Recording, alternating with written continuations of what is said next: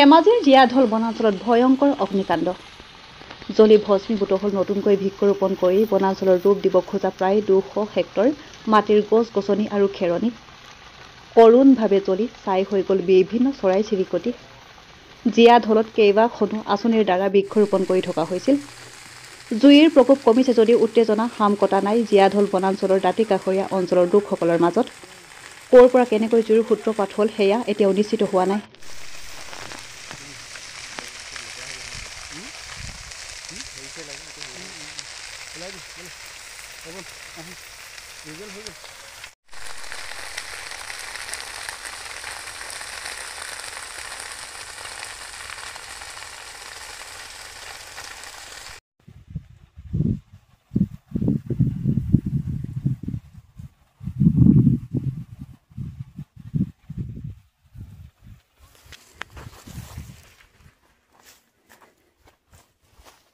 কিমান কি জ্বলিছে এয়া জীয়াদল আছিলে জীয়াদল মুখত ইয়াত বাগান বনাইছিলে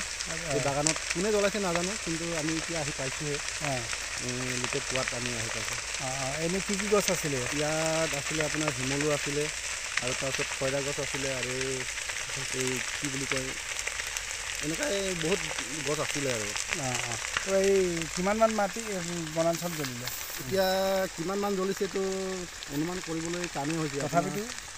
ক'বলৈ গ'লেতো ইয়াত এতিয়া 10 পুৰা মানে পাৰ হৈ গ'ল নেকি যিখিনি আমি দেখি পাইছোঁ জুই এতিয়া কেনেকুৱা হৈ আছে জুই একদম বৰাবৰ জুই এয়া জুই এই জুইত মানে মানুহ যাব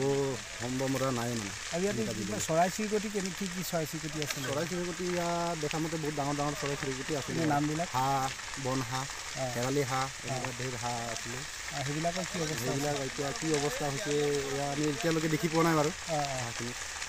ক'ৰ পৰা কেনেকৈ জুই সূত্ৰপাত হ'ল এয়া হমচুপুৰ গাঁও বুলি কয় আগত আছিলে তাৰ পৰা অহা যেন অনুভৱ হৈছে ঠিক আছে